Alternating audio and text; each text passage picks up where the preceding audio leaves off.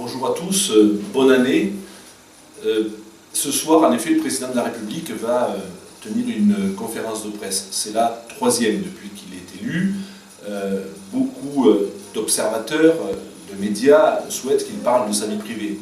En ce qui me concerne, je le dis tout net, je pense que ça n'intéresse pas la vie des Français. Je considère que le statut de première dame de France n'existe pas et ne doit pas exister, un peu à l'instar de ce qui existe dans tous les pays européens. Le président de la République est élu au suffrage universel par les Français, sa vie privée le regarde, et je suis d'ailleurs assez d'accord pour dire qu'au fond, aucun statut, aucun moyen de l'État doit être mis à disposition de la compagne du président de la République ou de son épouse.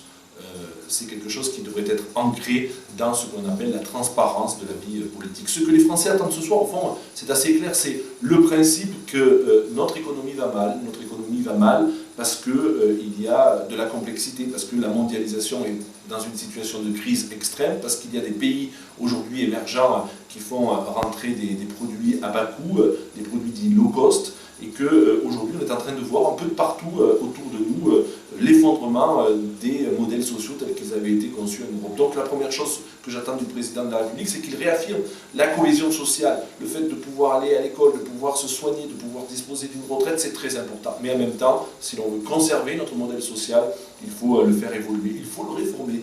Et donc là, en l'occurrence, ce que j'attends du président de la République, c'est une action très forte en direction du monde de l'économie. Il le faut, car on sait que si on a besoin demain de pouvoir d'achat, c'est par l'emploi qu'on aura le pouvoir d'achat. Donc ça veut dire moins de tracasseries administratives pour les entreprises, peut-être une réforme des cotisations sociales, et en particulier pour les petites entreprises, pour les PMI, pour les PME, pour les artisans, les commerçants, pour celles et ceux qui travaillent dur.